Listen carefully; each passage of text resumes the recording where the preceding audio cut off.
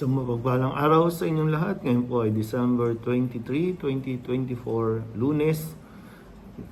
Tayo po ay nasa ikawalong araw ng ating pong pagsisimbang gabi. Ating unang pagbasa sa araw na ito ay hinango mula sa aklat ni Propeta Malakiyas, chapter 3, verses 1 to 4, and verses 23 to 24.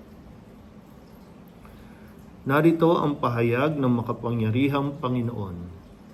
Ipadadala ko ang aking sugo upang ihanda ang daraanan ko. At ang Panginoon na inyong hinahanap ay biglang darating sa kanyang templo. Darating ang pinakahihintay ninyong sugo at ipahayag ang aking tipan. Ngunit sino ang makatatagal pagdating ng araw na iyon? Sino ang makaharap pag siya'y napakita na?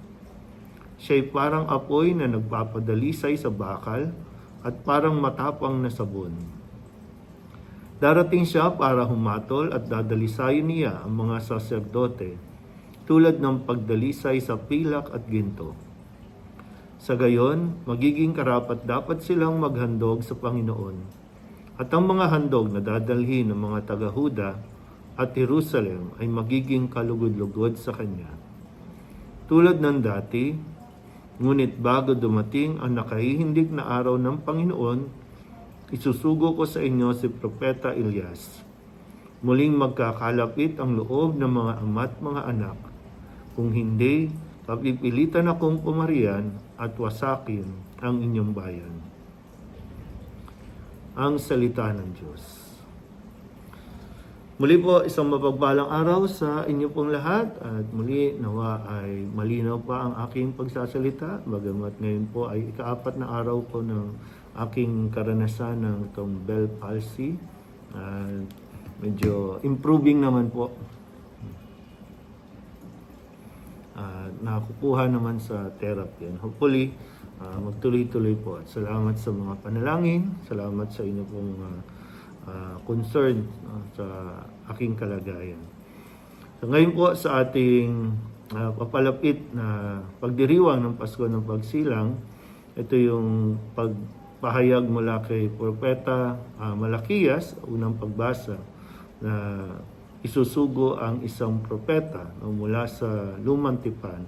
At ito nga po yung katauhan ni San Juan na halintulad kay Propeta Elias na siyang maghahanda sa daraanan ng ating Panginoon.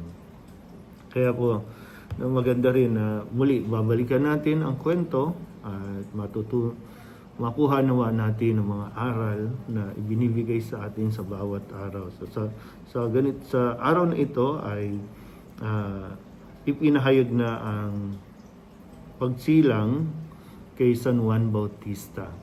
San Juan Bautista na talagang nakalaan para maging tinig. No? Pag nagre-review tayo sa mga misa, ay nung unang araw ay laging patungkol kay Juan Bautista. No? Na si Juan Bautista ay ipinagkaloob sa mga magulang niya na si Elizabeth at si Zacarias sa kabila ng kanilang katandaan. At itong si Juan Bautista ay mayroon ding sariling misyon. Bukod sa, kumbaga, kahit na siya ay anak ni Zacarias, hindi siya magiging katulad ng kanyang ama dahil malinaw na mayroong inilalaan ang Diyos na misyon para sa kanya.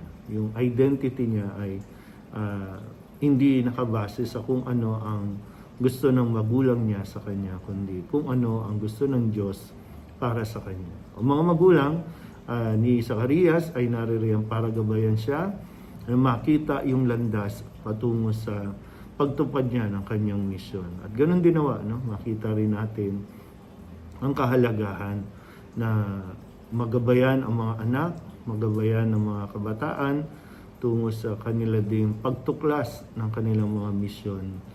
May kanya-kanya, no? Malinaw naman po yun. Kung yung tanong nga, no, magiging ano kaya ang mga bata sa ngayon, dahil nga sa karanasan natin, maraming nagkakaroon ng hiwalay na pamilya, Maraming mga magulang ang hindi na nakakapaglaan ng oras para sa kanilang mga anak na madala sa simbahan. So isang malaking katanungan din na kailangan din natin mapagnilayan.